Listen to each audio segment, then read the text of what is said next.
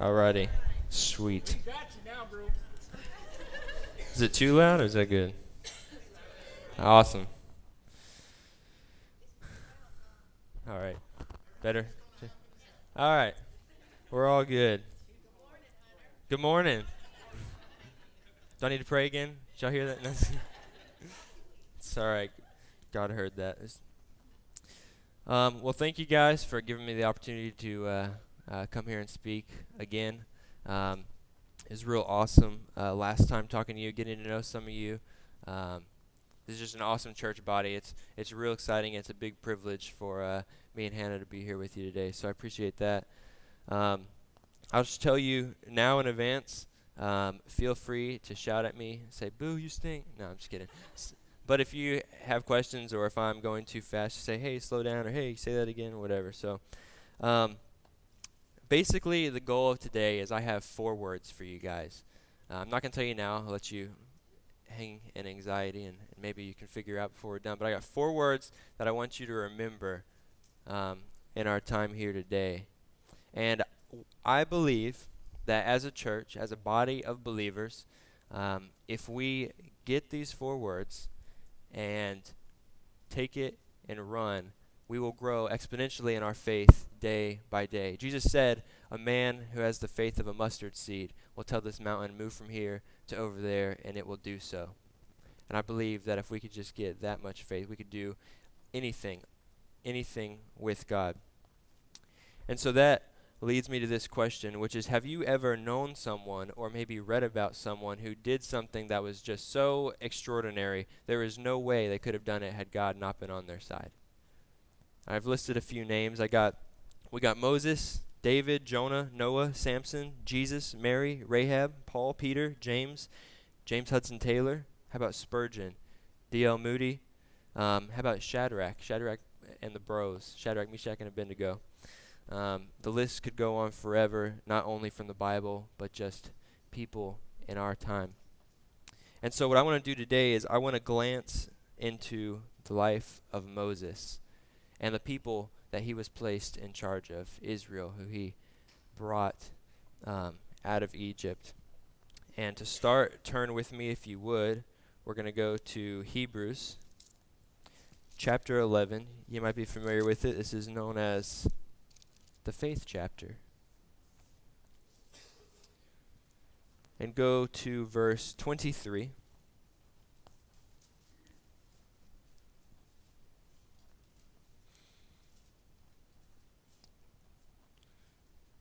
The author of Hebrews kind of did what I did, just listed out a whole bunch of names and talked about all these great people who have lived in faith and died by faith and have been exalted by God in faith. And in verse 23, the author says, by faith Moses, when he was born, he was hidden for 3 months by his parents, because they saw that the child was beautiful, and they were not afraid of the king's edict. By faith Moses, when he was grown up, refused to be called the son of Pharaoh's daughter, choosing rather to be mistreated with the people of God than to enjoy the fleeting pleasures of sin. Now, in my life, this is not something I can say that I'm great at. This is something that I'm working on day by day. I mean, it's kind of crazy, actually, just to stand up with the faith and the courage that Moses had and say, no, I am not going to enjoy the fleeting pleasures of sin. I choose to be mistreated and hated by everyone else than do that.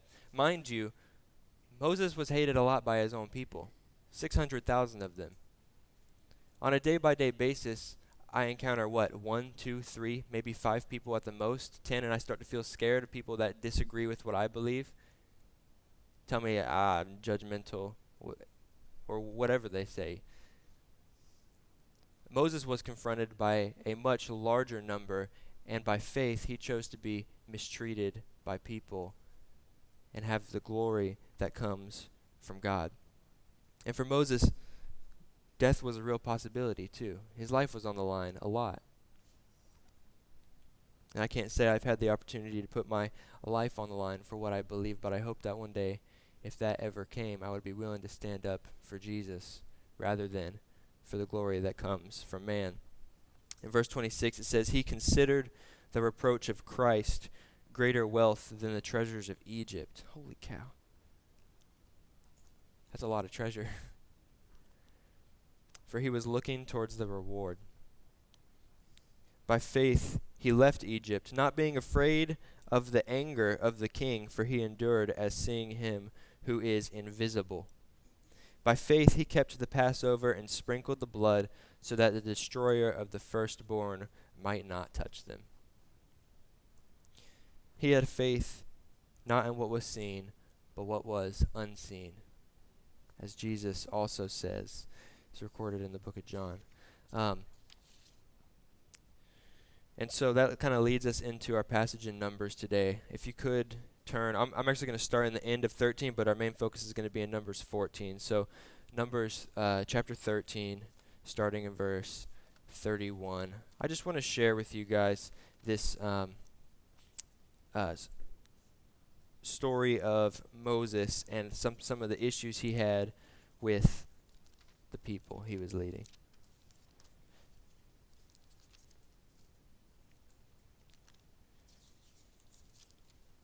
Here we are. Numbers 13, starting in verse 31.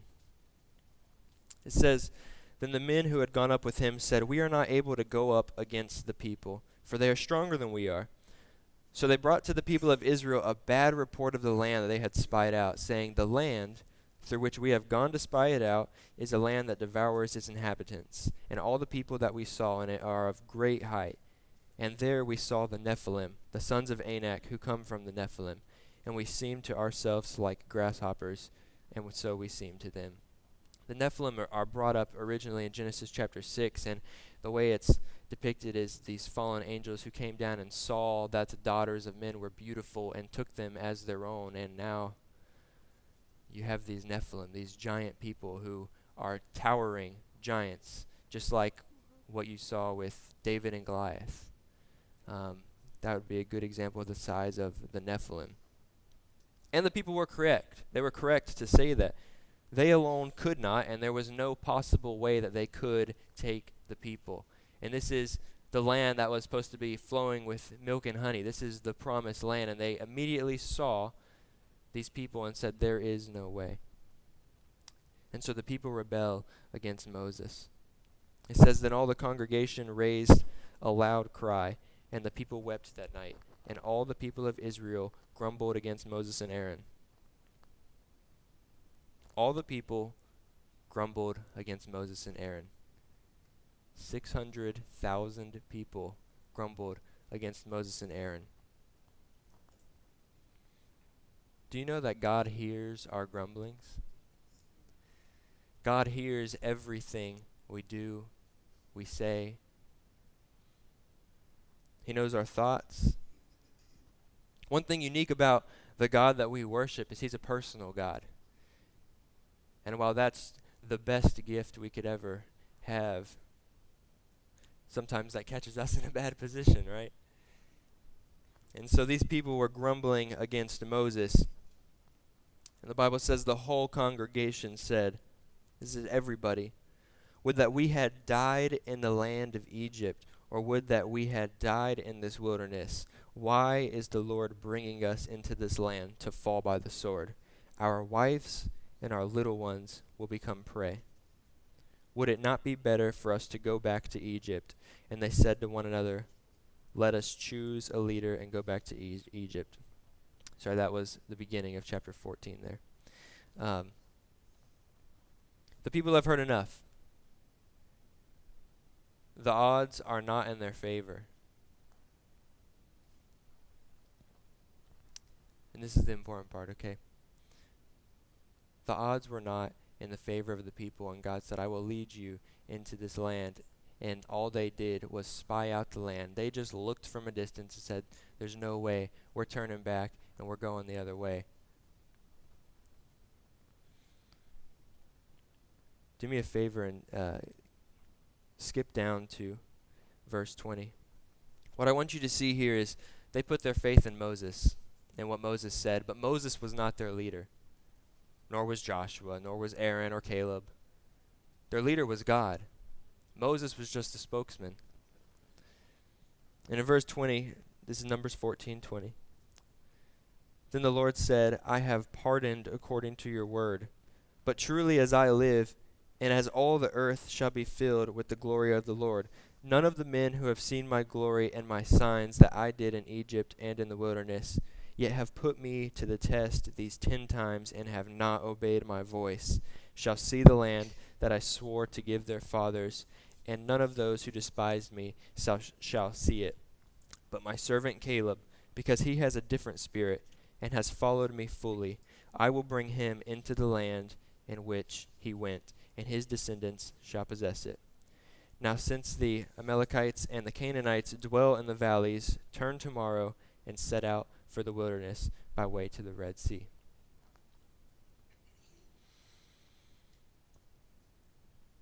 Here's what I want you to get.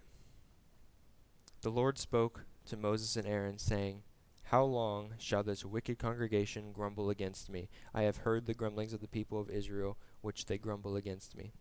Why does it seem like there's always an excuse for us?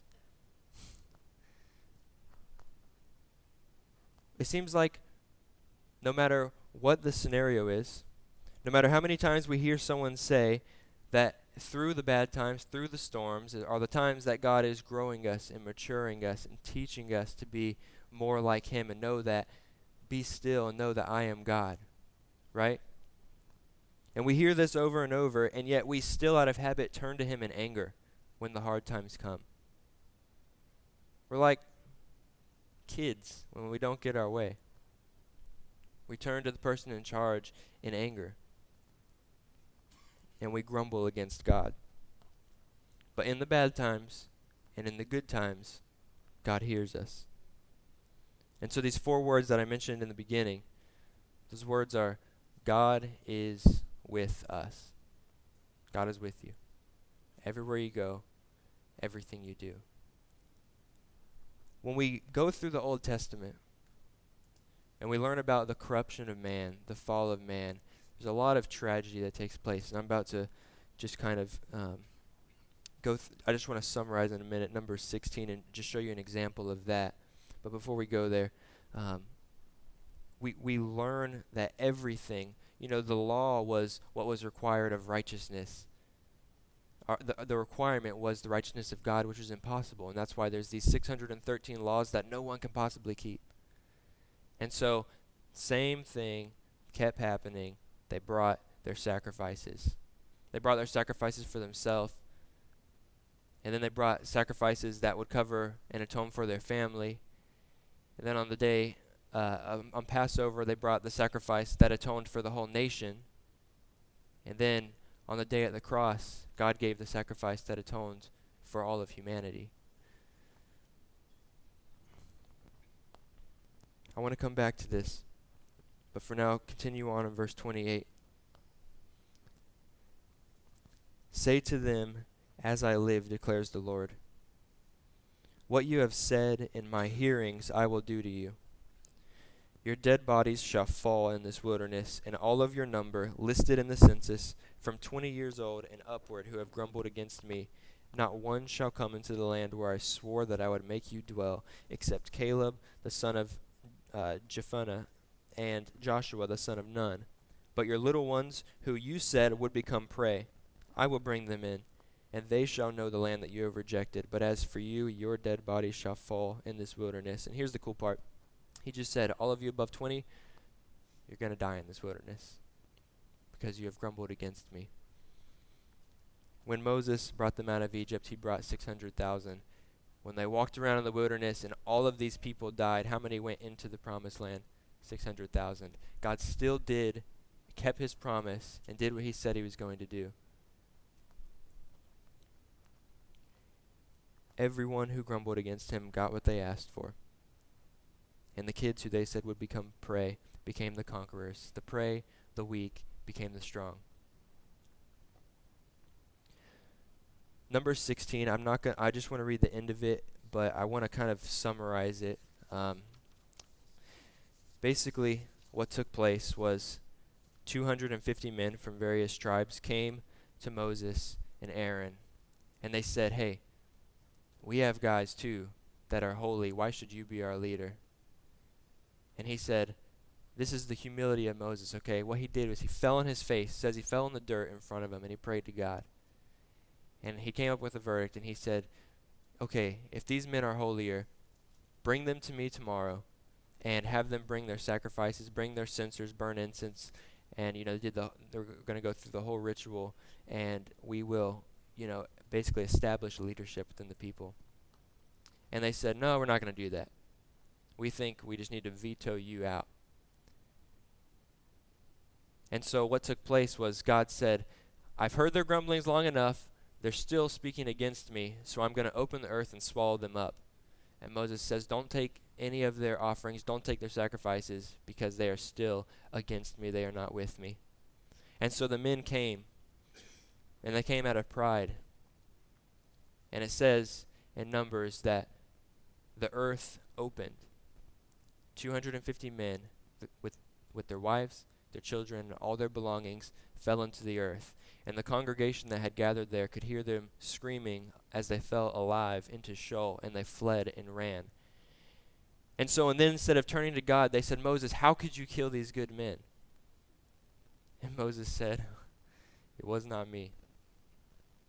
And God said, that's it, I've had enough. I'm going to send a plague through the people and wipe them out.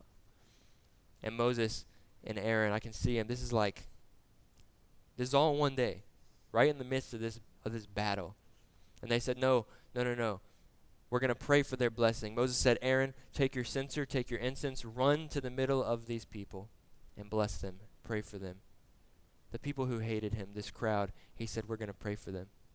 And so they ran, and Aaron ran to the center of the people and got down and prayed. And God spared them.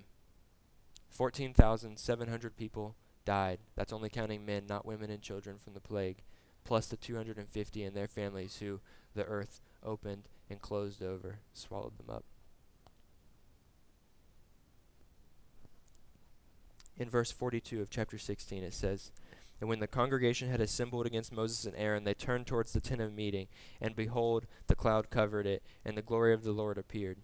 And Moses and Aaron came to the front of the tent of meeting, and the Lord spoke to Moses, saying, get away from the midst of the congregation, that I may consume them in a moment. And they all fell on their faces. Moses said to Aaron, take your censer and put fire on it from off the altar, and lay incense on it, and carry it quickly to the congregation, and make atonement for them. For wrath has gone out from the Lord, the plague has begun. So Aaron took it as Moses said, and ran into the midst of the assembly, and behold, the plague had already begun among the people. And he put on the incense and made atonement for the people. And he stood between the dead and the living, and the plague was stopped. Doesn't that sound familiar? Now those who died in the plague were 14,700, besides those who had died in the affair of Korah, which was the 250. And Aaron returned to Moses at the entrance of the tent of meeting when the plague was stopped.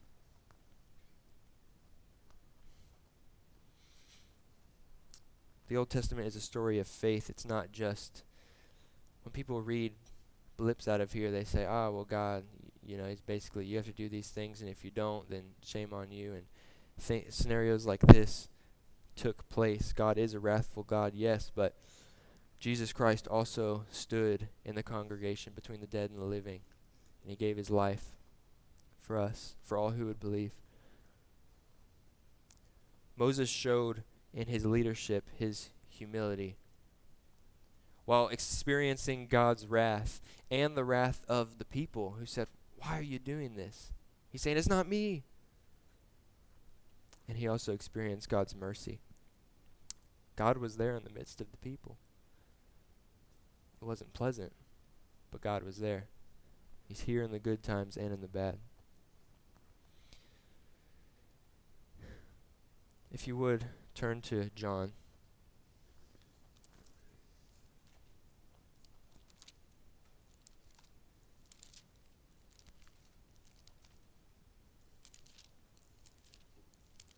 Chapter 14.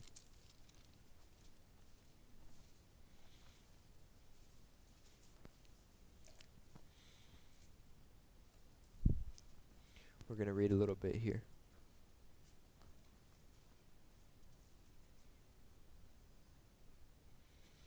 John chapter 14, verse 8.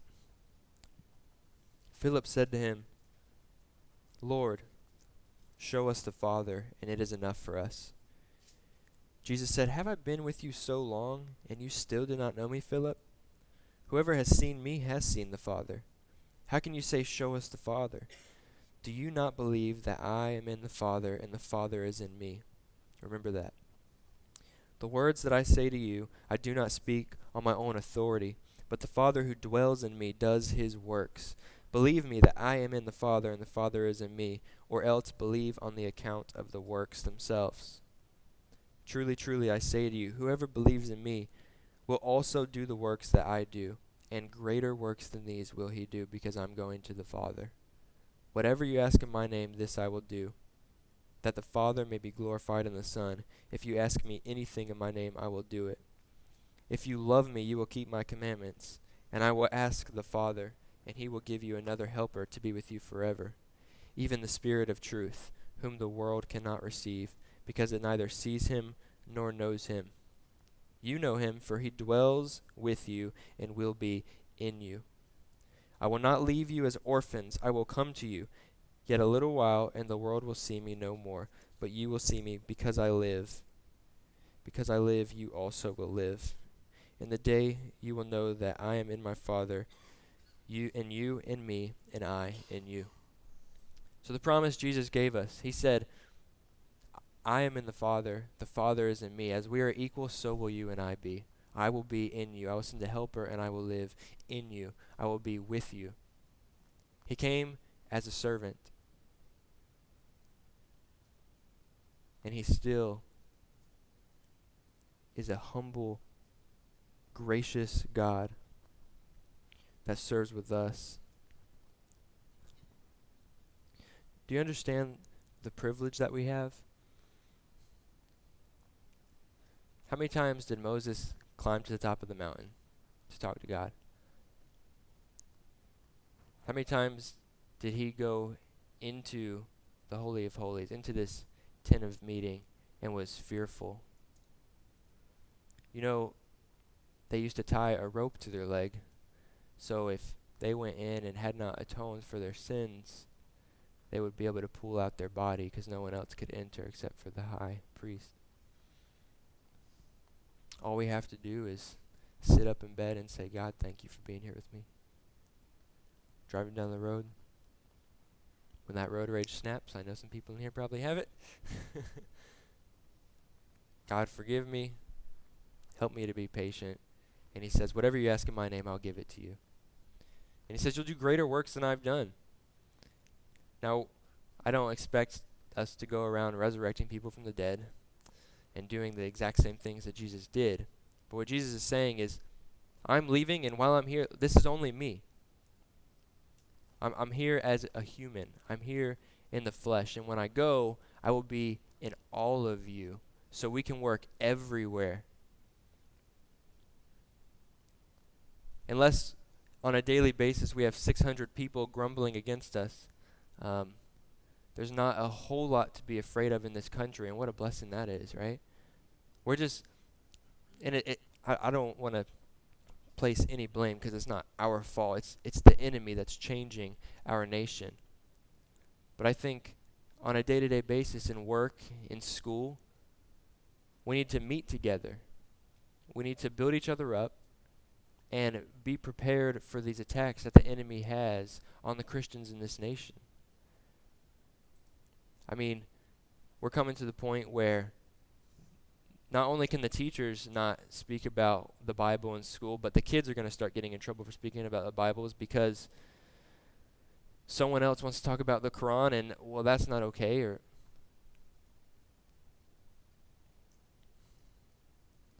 we have a lot ahead of us, but I don't think we have near as much as Moses had, because Moses was alone. He was trusting God when God spoke to him.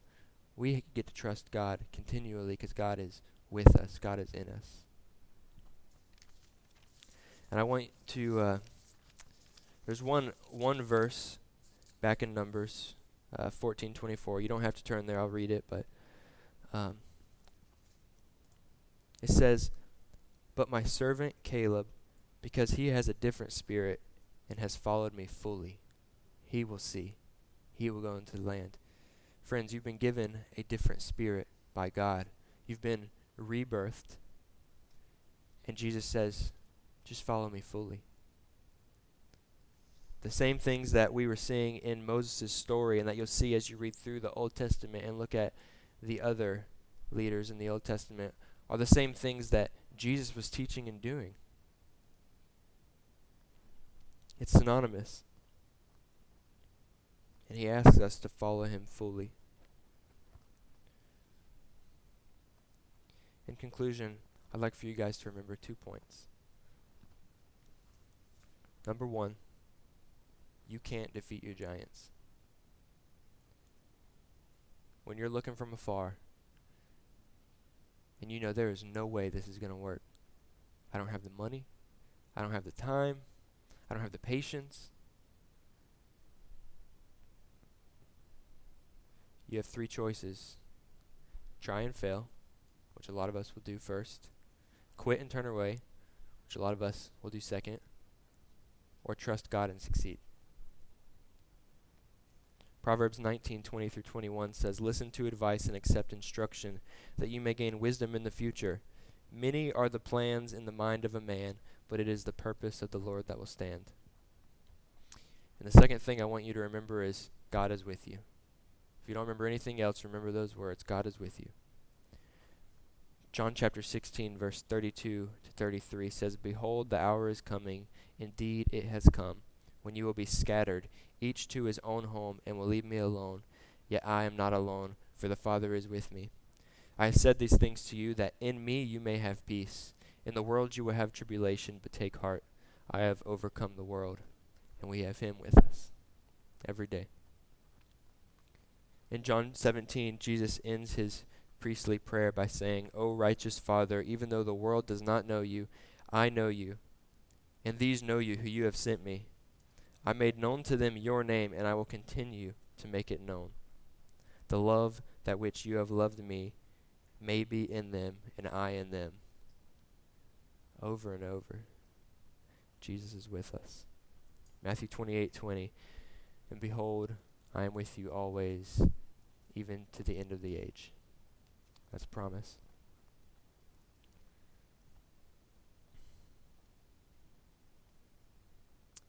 So when we come and face our issues in life, our giants, storms, however you like to look at it, remember Moses. Remember the faith he had to have. And remember how blessed we are to not have to climb a mountain to speak to God, but just sit up and say, "God, I need you. I need your help." I'm going to close in prayer. Dear God, again, I just thank you for this day. I thank you for the love that Christ has shown us, and how above all else he says, love your God with all your heart, all your strength, your mind. And he says, secondly, love your neighbor more than yourself. That is the greatest commandment, love. I pray that as we scatter and go to our own homes, we would remember that you are with us. The same way you said to your disciples back when you were on the earth. Guide us day by day, God. Help us to remember when we are doubting that you are with us. You are always with us. Seal our lips before we grumble against you, because everything we have is a blessing. Everything is yours. I pray that the hearts and minds of everyone here today would just be so stuck on you and your grace that all we can do is share that with the world. And again, I thank you for this opportunity you've given me to speak, and I ask that you would just bless these people. And I pray these things in Jesus' name. Amen.